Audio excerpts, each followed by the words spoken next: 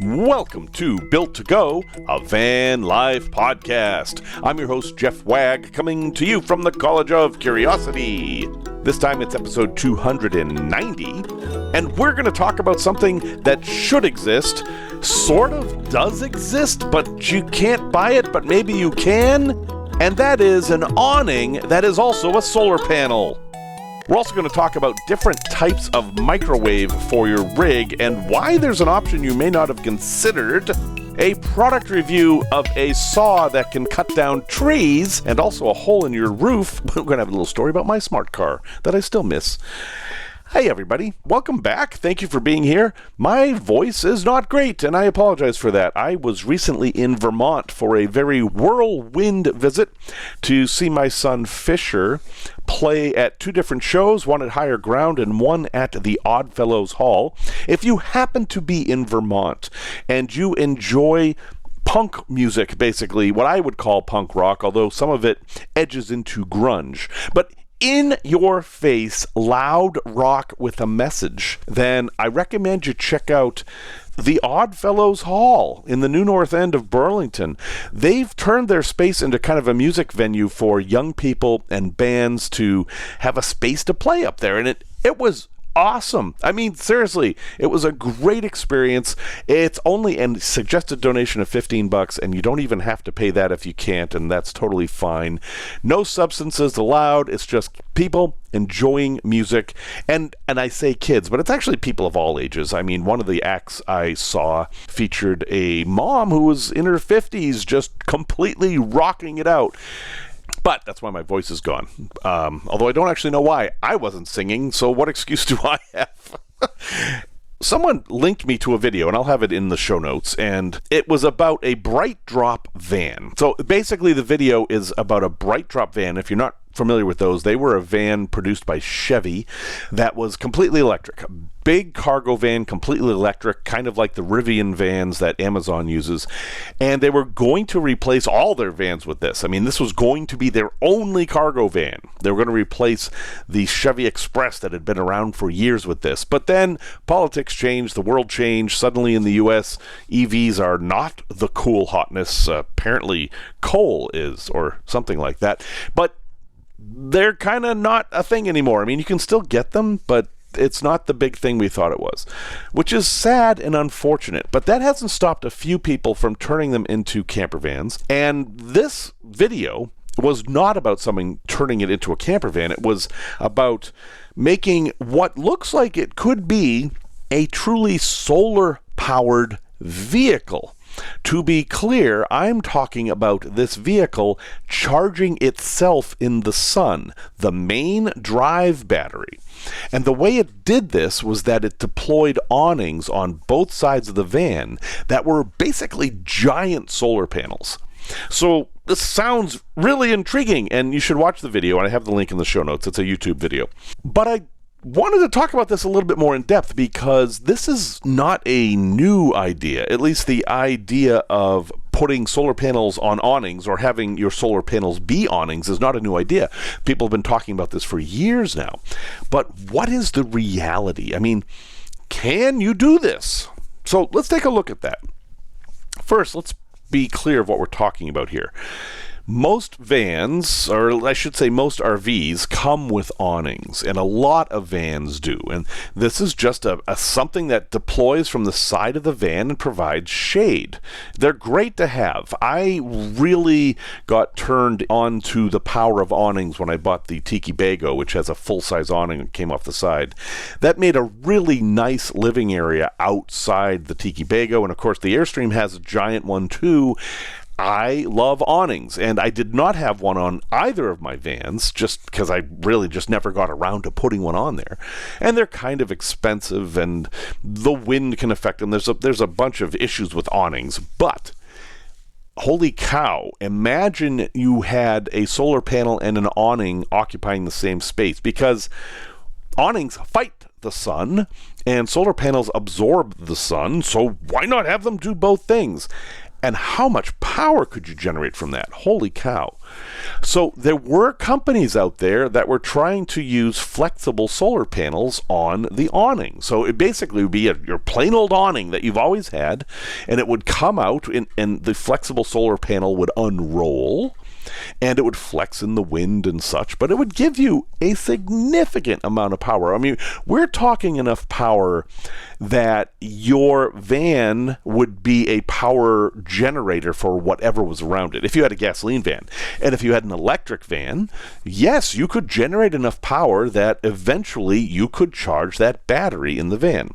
It would take a long time. It wouldn't work necessarily in the winter or up north or whatever. We don't need to get into the specifics. I just want to look at the concept itself. So this seems really obvious to me. If we can have solar panels that can be awnings, everybody should have that. I mean, it's a win-win. This must happen. and I think it will happen.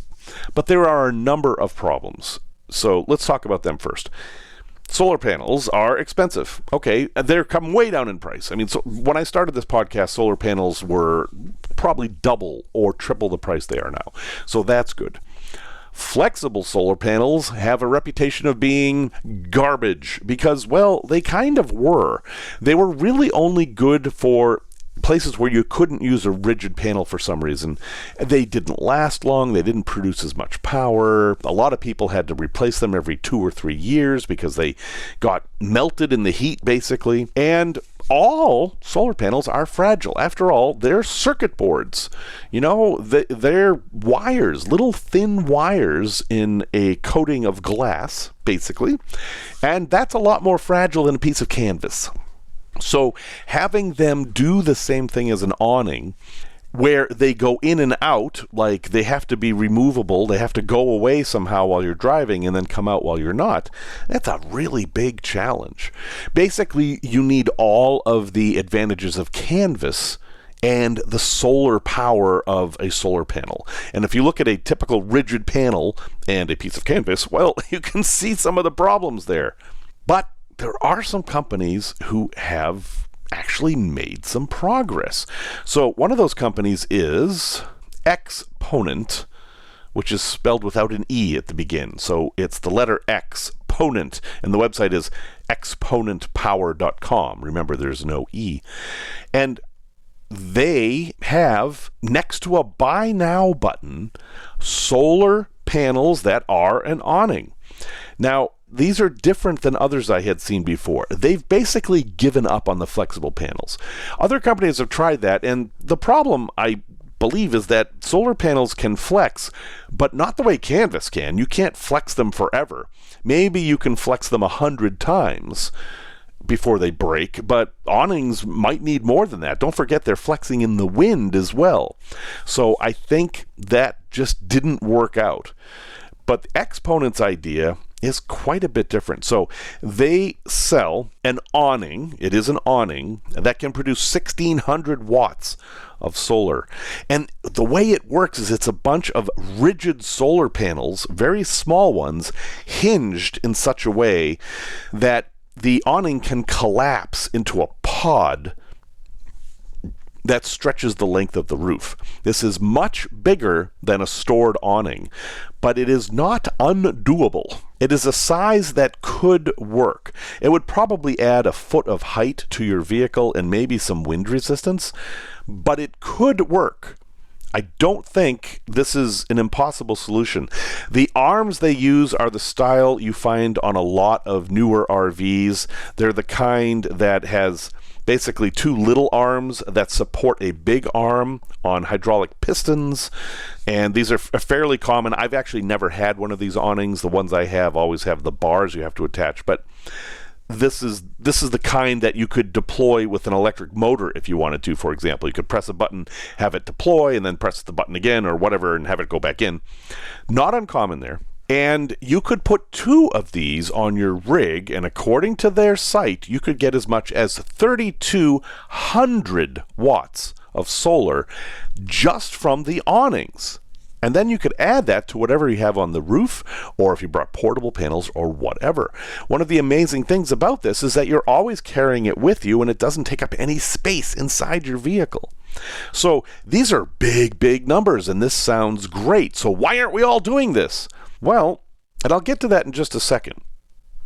Here's how it works. Each awning has 50 bifacial high-energy solar panels. Now, bifacial panels are able to absorb sun from the top and the bottom. And you can argue that, well, they're not getting much sun from the bottom. That's true, but it's not none. So it will take advantage of the light that comes from under the panel as well. Why not get everything you can? It does have a motor that will retract and deploy it, so you're not going to do this by hand. I'm guessing because it's very heavy, this thing is going to weigh a lot more than a normal awning. It has reinforced wiring, which of course it would need because it's going to move a lot. It has an aluminum shell that covers the pod that stores it. It does have wind sensors. I mean, they're basically using a normal awning mechanism. And I think what they've done here is they've taken the heavy-duty awning mechanisms for a much bigger awning and put them on their smaller awning, but because it's so heavy, it actually needs all that heavy-duty stuff. And it comes with, a control panel and all that stuff. Now, this does not come with the charge controller, and you're going to need a good one for this amount. An inverter if you want to do household current, battery monitor, and battery, obviously. They claim it has an IP66 weather rating, which makes it waterproof and dust tight, which you would absolutely want. They've configured it as a 31-volt system, so you don't need too much of a controller. You're going to be worried more about amps than volts with this setup. It has a light strip in it, which is nice. It will also provide light at night, too. It'll actually save light from the day and provide it at night.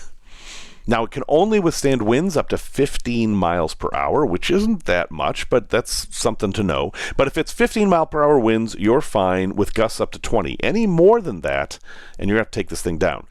Temperature-wise, now, the weird thing about solar is that if it's cold, solar works better. And these things have a big advantage here because they're just in the air, so they're not going to heat up as much as a panel on your roof. Also, in the winter, they will take advantage of cold temperatures because solar actually works better in cold temperatures. The hotter the panel is, the less efficient it is, basically. And these will go down to -4 degrees Fahrenheit or -20 Celsius, which is great. Now, of course, if it's that cold, you're probably somewhere way up north where your angle is going to be more of a problem. But still, that's good. And it will also go up to 140 degrees Fahrenheit. And I'm going to guess that you are not doing your Vanlife thing anywhere where it's 140. If you are, holy cow, go home. Go somewhere else. Go somewhere with an air conditioner. Now, one thing they don't list that I can see here is how much it weighs. Oh, I'm sorry, there it is. The weight is 310 pounds, so this is a heavy thing. It's going to take a lot of work to put this on your roof.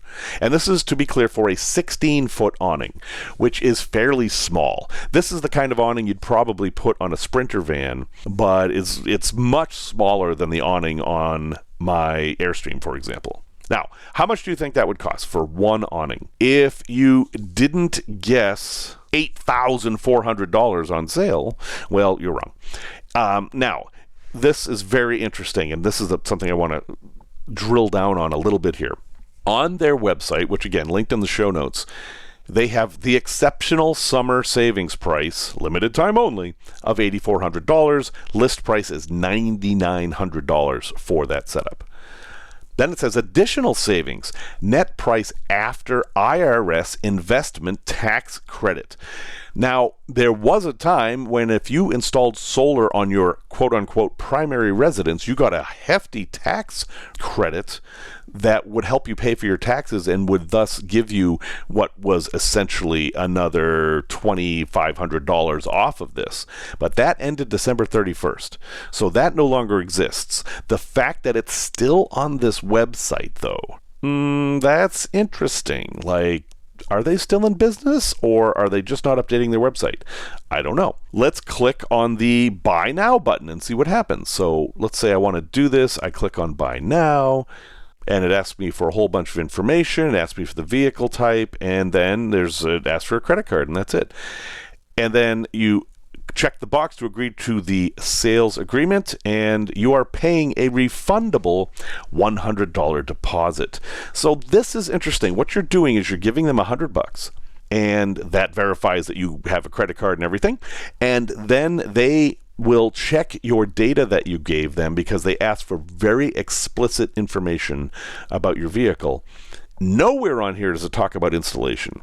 With that amount of weight, this is going to need a professional installation, I'm thinking. And there is no mention of that there anywhere. So I'm assuming that happens after you pay the $100 and they talk to you. It's refundable, so that's fine. Now, this is for the 16-foot one, and it's actually only 1,200 watts, that one. Well, 1,200 watts of solar is a lot, but I know people with that on their roof. So why would you spend all this money for this? I mean, if you wanted an awning and 1,200 watts of solar, you could certainly do that for less money. And 1,200 watts of solar is enough if you were looking for, say, an air conditioner in a small rig, but not enough to power battery if you have an electric van. That isn't close to enough for that. So I don't know. It's kind of interesting. I mean, this exists, and apparently I can sort of kind of buy it right now. And if I wanted to do one on both sides of the van, which you could do, you could generate 2,400 watts of power, which of course you'd never see. So maybe 1,800 would be more realistic at noon under ideal conditions. Maybe. That's a lot of solar, but we're talking about like $18,000 or so, not counting tax and installation. And well, anyway, you see the problem. However, the concept is valid.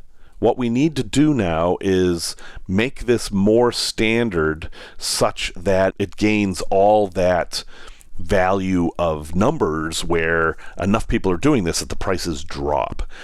It's a solved problem, but it hasn't been solved efficiently yet, and we need to keep working on that. This is like electric cars before the Tesla came out. You know, they could be done. They were sort of out there. You could get one, but it wasn't until Tesla that electric cars became mainstream and at a price point that enough people could afford them that now you see them all the time. So, is this a real thing? Is this going to happen? I think so. I do. I think that we're seeing more and more movement towards electric use in vans and RVs, and we're going to follow the RV market here to some extent. That's just how it goes. And I think eventually someone's going to figure out how to take a regular zip-D awning and have solar panels work on it, and it's going to be significantly cheaper than this solution, although I do think this is very interesting. We have been using solar panels to power vehicles since the 70s. If you look at Skylab and some of the other satellites that have been deployed, some, if not all of their power has come from the sun. And these massive solar panels that work really well in space.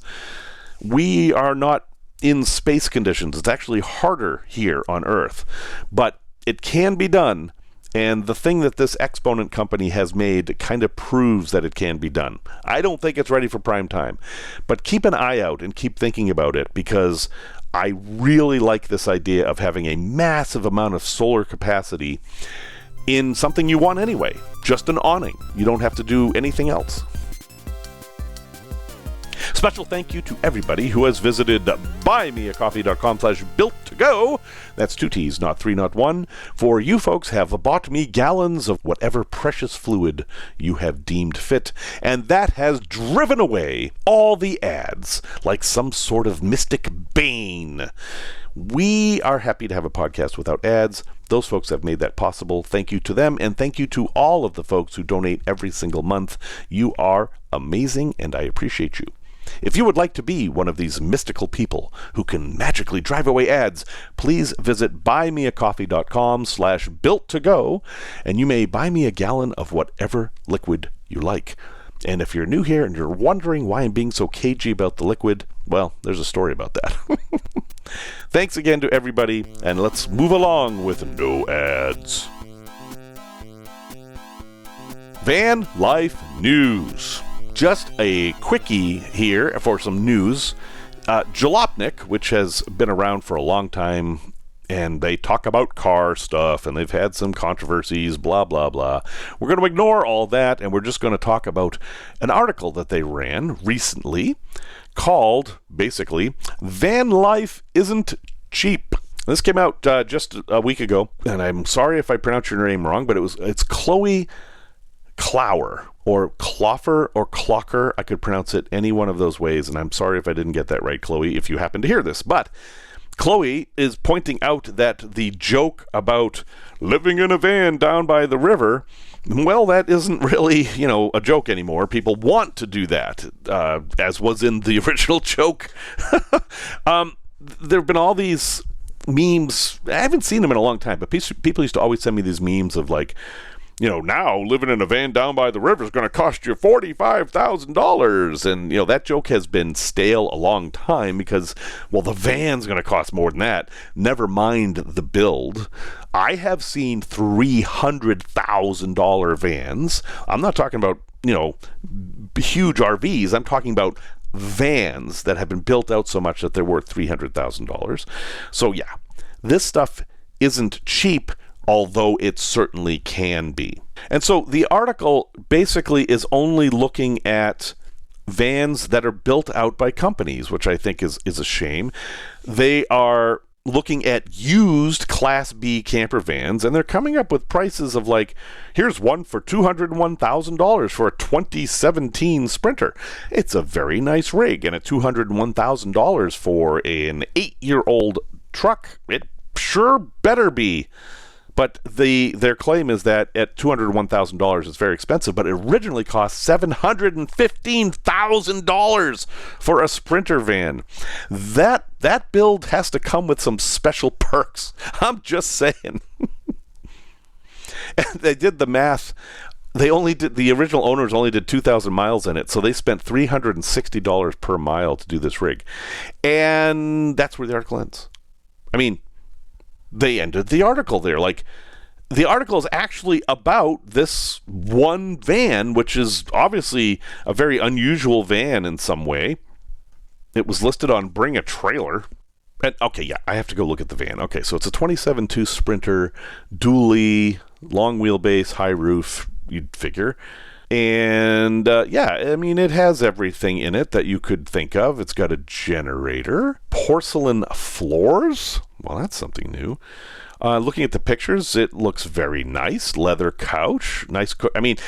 It's a nice van. Oh, it's got a nice Murphy bed. That's a good solution. The Murphy pivots halfway up the windows, and then it becomes the back of the couch. Okay, yeah, that's very nice.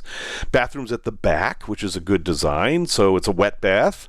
You can open the doors and instantly air out the bathroom if you want to. Okay, it's all very nice. Pocket doors.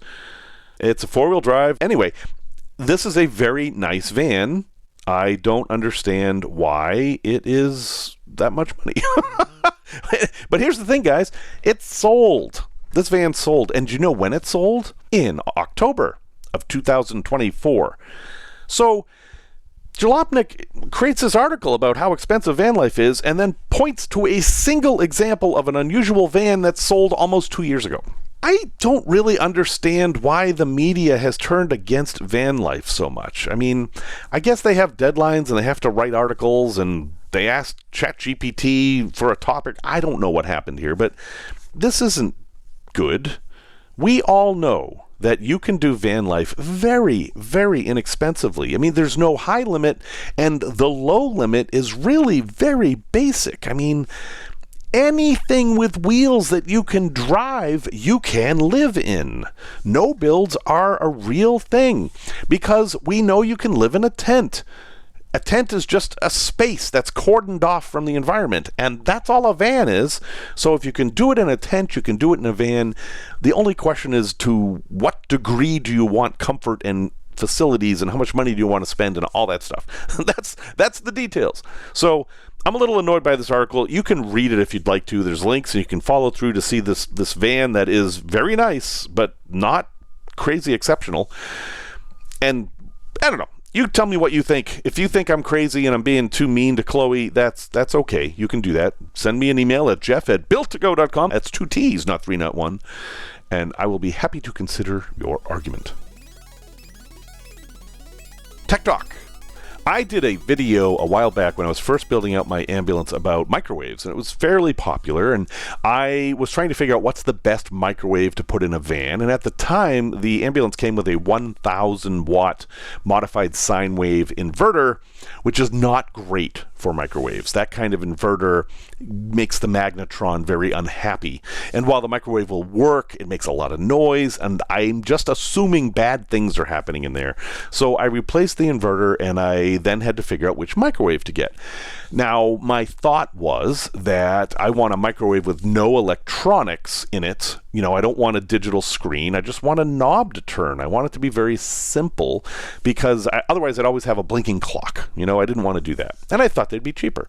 And I found one that I thought was pretty much the ideal one. It was made by Commercial Chef. I will put a link in the show notes if you would like. And it was little. It was 0.6 cubic feet. And I bought that, and then I instantly returned it and got one from IKEA. That was basically the same thing, but I'm sad to say I just thought it looked better. And that's okay. You can do things just because they look better. I am not typically like that, but in this case, I was. And that microwave worked fine. So, fast forward to today. When I did that video, I briefly mentioned something called an inverter microwave. Now, this is the part I want to talk about because this is confusing. I really wish that they hadn't put the word inverter in this microwave because this has absolutely nothing to do with the inverter you have in your van that's going to turn your 12 volt power in your batteries to the 110 or 220 volts you're going to be using in your van, even if you plug your microwave into it. Normal microwaves cannot reduce power. They don't have that ability. They're always full power. If you turn the power down on your microwave, like most of them, you enter the time, 1 minute, beep, beep, beep, and then you can hit power, beep, and then you can set 50, beep, beep, and then start. What that's doing isn't reducing the power by 50%. It's reducing how often the power is running by 50%. You will even hear this. It'll go, and then you will hear nothing but the fan. And then it'll go, and you will hear nothing but the fan. That is the magnetron, the thing that's producing all these microwaves, powering on and off. And that 50% that you typed in there is telling it to be on half the time and off half the time. And obviously, if you change it to 90, it's 9, you get it. Okay. The point is that the microwave is drawing maximum power whenever the magnetron is on, and you can't adjust that in your van, which means that you need to size everything in your van for the maximum wattage that your microwave is going to draw, even if you only want to use it on its lowest settings, which is kind of annoying. And because of this, like say if you're going to boil water, there is no reason in a van ever to turn that power down, because you're just slowing down how long the thing's going to take to cook. There's a couple of arguments that you could, if you do the 50% thing, you'll give the battery a rest between the times. But in general, it's not a great way to do things, but that's how microwaves work. So what are you going to do? Well, the inverter microwaves do things a bit different. They still have a magnetron in there, but it's powered a little bit differently. Rather than just having a device in there that is ramping up the voltage to power the magnetron, it has electronics in there, and part of the electronic circuit is an inverter, and that's where the name comes from. But what it means is, when you adjust the power to 50%, it leaves the magnetron on all the time at half power. And for a van, this makes a huge difference. So if you bought a 1,000 watt microwave and you just wanted to warm up something like a sandwich, it was cold, you just wanted to warm it up a little bit, you could put it in there at a minute at 20% power or 30% power. And then you're not using the 1,000 watts, you're only using 300 watts. That means that a little jackery could power one of these microwaves. Now you have to take into account surge voltage and things like that. We're just talking conceptually here. But these would be much, much better for a van. And then when you're hooked up to shore power sometimes, you could just run this thing at full power and you would have a full power microwave just like you had at home. You wouldn't have to wait as long and you wouldn't have food that just didn't cook the same as it did at home. Now, I know not everyone wants microwaves in their van, and that's fine. I'm not advocating for you to have a microwave in your van. But if you are looking at a microwave for your van, consider these two approaches. Approach number one is to get the simplest type of small microwave and having a big enough inverter and battery to power it. Option number two is to get the larger, because they don't make them as small, inverter microwave. And the only companies I see that are making these are Panasonic, who first came out with them, and Toshiba. And then your battery system can be more flexible. You're still going to want a beefy battery system, but it can be more flexible. Another difference is the cost. Commercial Chef, which has shot way up, microwaves have gone way up in price since I first did this, but Commercial Chef microwaves are typically $90 to $100. The Panasonics are like $140. If I were going to build out a nice build, like if I were in the, I'm going to spend $20,000 on this build range, I would now do an inverter microwave. If I were doing a no build, I would probably go with the Commercial Chef. So I have links in the show notes. You can take a look at them. There are no simple inverter microwaves. They all have the digital panel and stuff. So you're going to have to deal with that if there's a clock, it's going to be blinking or whatever. And maybe you can turn it off. I don't know. But I just wanted folks to understand the difference that an inverter microwave, whenever you see a microwave called that, that means you can actually lower the power and use less power, which would be great at night. You know, when you're trying to conserve power, you could use half as much power. But don't forget that if you're boiling water, if it takes 1 minute at 1,000 watts, it's going to take 2 minutes at 500 watts, and the amount of power you've used in total is the same. So all you're actually doing is reducing the amount of power you're using at that moment. And that has some advantages. But don't fool yourself into thinking, oh, the inverter microwave is only going to cost me this much power if I want to heat this up. No, it's going to use the same amount of power. It's just going to use it differently over time. Product review. Weird little thing here. So I needed a new Jigsaw. My old Jigsaw, I had this old rigid battery-powered Jigsaw from Home Depot years ago, and something was wrong with the chuck. The blades kept falling out, and anyway, batteries were getting old. I decided to replace it, and yeah, okay, I can get a corded Jigsaw for like $20, but cords are like foreign to me now, you know? I'm so used to being off-grid that, what is that cord thing? What, pray tell, would you do with that? And so I went for a cordless Jigsaw, and they do cost more. And I was about to grab one, and I have been started buying products by the company called WORX, WORX. The logic being, if you keep buying from the same company, you end up with more batteries that fit more things. And I've got a big collection of Ryobi batteries, and I've also got a big collection of WORX batteries. And I like the WORX stuff. Everything I've bought that has WORX in the name has, worked. What I ended up with was not the one I picked up. It is a Jigsaw. It does work. It does everything I want. But it's also a reciprocating saw, which is often called a Sawzall, which is a brand name. The difference between these things is, imagine a jigsaw in your head, right? It's kind of a rectangular thing with a big handle, and there's a blade that comes down out of the bottom, and you press down on a piece of wood, and that blade cuts the wood. A Sawzall is a tool of violence. It does not do anything precise. It's just this, almost looks like a machine gun with the blade coming out the front instead of bullets, and it goes back and forth. That's the reciprocating part, and you use it to cut like lumber that you don't want anymore, or to just rip things out of the way. You wouldn't use this with anything that you also measured. You don't make anything precise with this. And this one saw that I bought does both. It's both. It flips up in the middle, and so imagine a normal jigsaw. Imagine the part that holds the blade flips up 45 degrees, and then you change the jigsaw blade for something much more aggressive. And I think that's a good solution for van life. And the reason is that you can use it for everything you'd use a jigsaw for, which is a lot of things. If you've put solar in, you need to put a gland on the roof, or a solar port, as we can call it. A jigsaw is a good tool for that. If you need to cut a hole for a max air fan, jigsaws are great for that. But then let's say you need some firewood. Yeah, you can sort of cut firewood with a jigsaw, but it's not ideal. But if you had this thing, you could just flip it up and you could be cutting dead branches all day long, or at least until the battery lasted. It's versatile, and it fits the Vanlife ethos of everything should do two things. So I like it. I mean, I'm kind of excited that this thing exists, and it's going to travel with me all the time. I have used it as a jigsaw and a sawzall, as I call it, and it has done well at both. No, it is not as robust as a battery power, as a plug-in version of either. You know, this is not the most robust version of either of those tools in the world. That's the trade-off.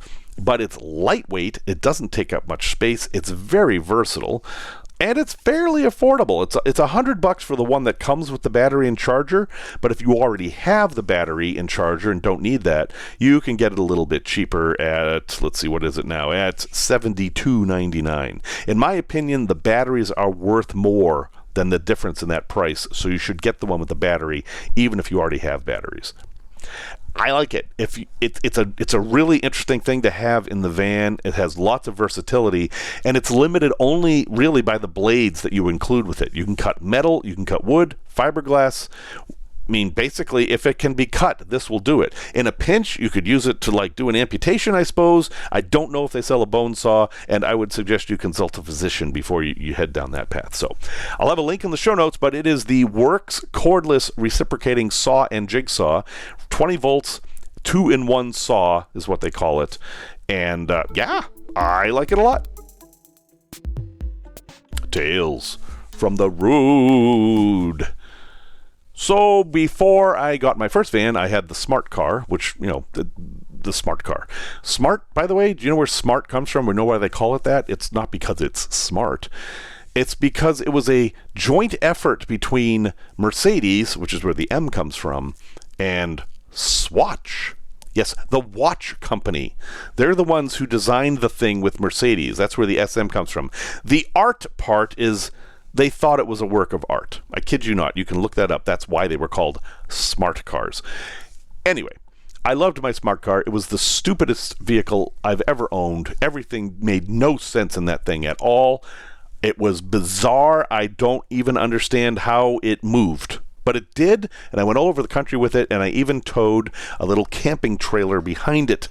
It was a motorcycle camper. It had a queen-size bed in it, and then a table and enough floor space to set up a kitchen. And it folded into this little tiny trailer that I towed behind the smart car. I took it all the way out to southeastern Oregon and back to Chicago on one trip. Being such a little car, it was not exactly an off-road vehicle, and I tried not to take it off-road too much. But it turns out that there are hazards everywhere, not just off-road, but also on the interstate. And driving home from Maine once, I hit a pothole on the interstate that would have jostled my truck, but it launched my smart car. I mean, it felt like I hit a brick wall. The wheels were little tiny 15-inch rims. And while 15 doesn't seem like it's that small, it could have been a 12. No, I mean, they're narrow. They're weird. In fact, the back wheels weren't lined up with the front wheels. They stuck out a little farther than the front wheels. Again, very strange car. But the poor thing, and I'm towing a trailer, it hit that, and I felt like the world had ended. And a dash light came on immediately, which I was like, no kidding. I'm not surprised about that. And then I drove all the way home, but I knew something was wrong. And almost immediately, it started doing this shuddering thing, like and I'm like, oh. Now, before I could get home, now remember, I did say I got home. Before I could get home, the tire pressure warning came on. I was like, oh, here we go. So I was able to make it to a rest area. I got lucky. I pulled in. And I looked, and yeah, sure enough, there was clearly that one of the tires was missing a lot of its air. And I didn't even worry about the dashboard light. It was something about sway control being turned off. And like, okay, I just need to get home. I'm not going to worry about that. And I'm like, all right, well, geez, I might have to put on the spare. Smart cars don't come with spares. There's no spare tire in a smart car. There's no space for it. And I am like, back in Ohio. I think it was Ohio, at a rest area.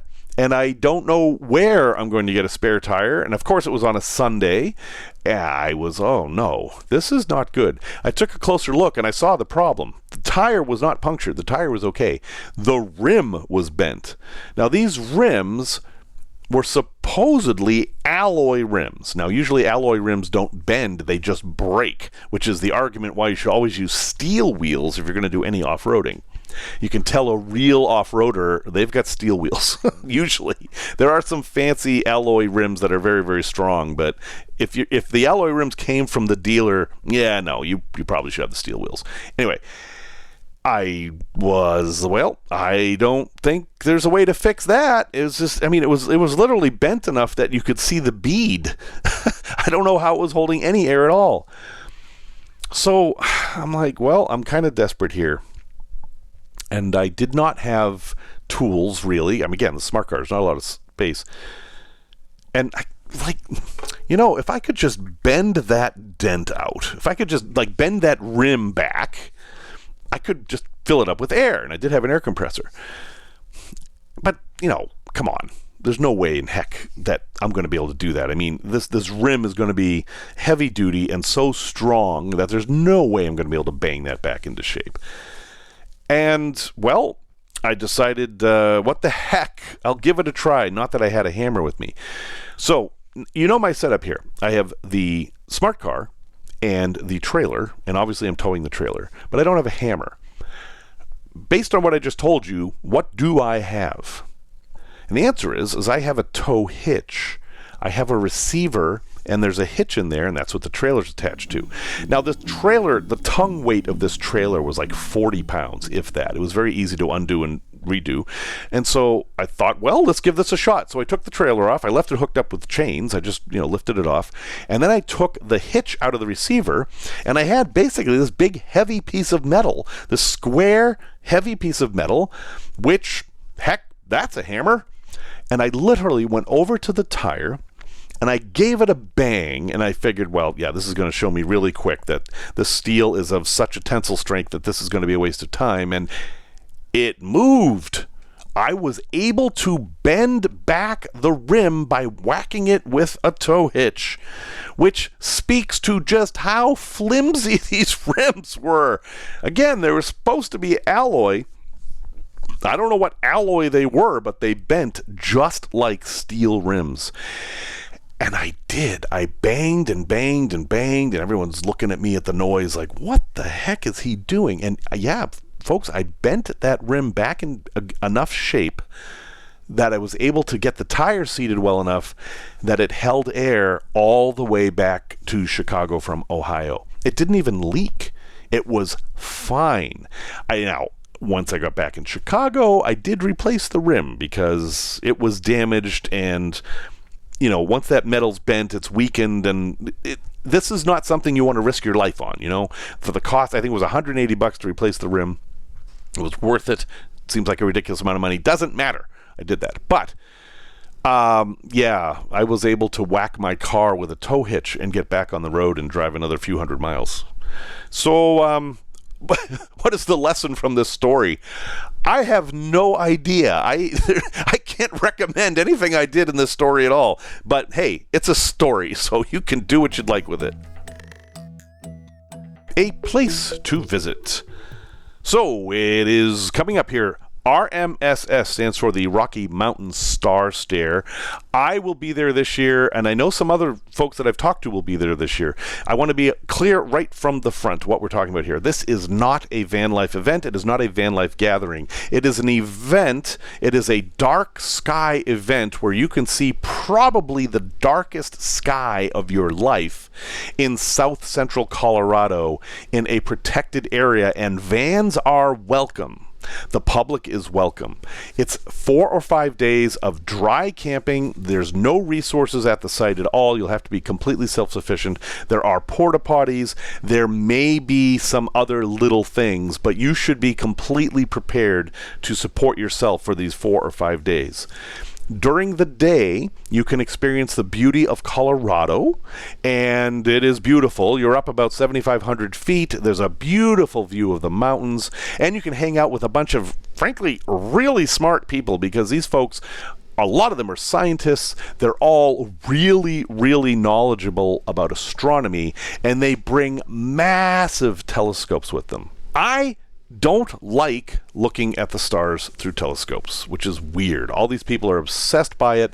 I am not, but I love the people. They're great folks, and I actually like just laying there in my chair at night, surrounded by people messing with their scopes and looking up and finding space junk, because it is so clear and so dark that you can see space junk go by, and there are apps you can use to actually track the space junk, and you can know what it is. So, again, the club is the Colorado Springs Astronomical Society. They are kind enough to open this event to the public, and it is intended to attract astronomers. However, it is also an event that is perfectly suited for folks doing van life. So if you have an interest in astronomy, you'd like to come meet me and some of the other listeners and just have a good time, I am showing you this, and you may make your decision. All you have to do is go to rmss.org, that's Rocky Mountain Star Stare, and follow their instructions. This is not something I'm putting on. It is the club who's doing it, and you are beholden unto them. During the day, they have lectures. They do activities for kids. I mean, I will stop talking about it because I love it that much, and I will tell you this, it sells out every year. So if this sounds good, make sure you look at the website right away. If you do sign up, send me a note, jeff@builttogo.com, and I will tell you that we may have our own little area of folks that know each other and stuff, and we'll get to hang out. But anyway, that's rmss.org. Please give it a visit if that sounds good to you. Resource recommendation. This is weird, but somebody's going to hear this and be like, that is exactly what I need. Let's say that you're doing van life, but every once in a while you want to get out of the van and be in a house for a while, a week, 2 weeks, and you're much more concerned about where you are, like what town you're in, than what your accommodations are. And you love animals. There's this interesting site I found called TrustedHouseSitters.com, and what it's designed to do is connect people who are willing to pet sit for folks. And that's not a new idea, but what is interesting here is that they make both sides pay. And that might sound like a bad thing, but it's not, because it's a vetting process. They are vetting the house sitter, and they're vetting the people who need the house sit. And you have to pay a fee, a monthly fee, just to even do this, and then you have to pay a fee for the stay that varies depending on how you do this. But it's not a lot of money. It's certainly less than a hotel or a campground. And all you have to do is watch somebody's cats or dogs, and you have a place to stay and park your van. This would be great if you needed to be somewhere for 2 weeks. This would give you access to a shower, probably laundry, a full kitchen. You'd have a place to park your van that you knew you weren't going to get towed. Your van's still going to be there, so you've got all your stuff, and anything you want to do in your van, you can. You would just have the responsibility to pay the fee, which again is not too bad, and then take care of the animals. And each case is going to be different. Sometimes it's 2 dogs, they need to be walked twice a day, or it's just a cat, she just needs someone to hang out with her. You have to go and vet this. So I can see examples where somebody who's doing van life would think this was the best thing ever, because for whatever reason, they need to get off the road for a bit. Maybe you have a repair or an install to do. You could pull this into someone's driveway, take care of their cats, work for a few hours in the driveway, go take care of the cats again. I mean, I don't know what your circumstance is, but I can imagine a great many circumstances where this would be super valuable. Now, I have signed up with them. I have not used it yet, and I have a very specific case where I think this could be very valuable for a project for me. Maybe that's true for you. I don't know. But you can visit it at trustedhousesitters.com. That's exactly how it sounds. And I will have a link in the show notes. Do your research. I haven't vetted this company properly yet. I just think it's an interesting idea. And honestly, that's the whole reason you're listening to the podcast, I think. Well, folks, thank you very much for listening to episode 290. I have a confession. I have thought the last 4 episodes were 290. I'm finally glad to be able to move on to 291. Music, as always, is by Simon Wag, and if you need to get a hold of me, well, I've said my email address like 30 times already. That's enough.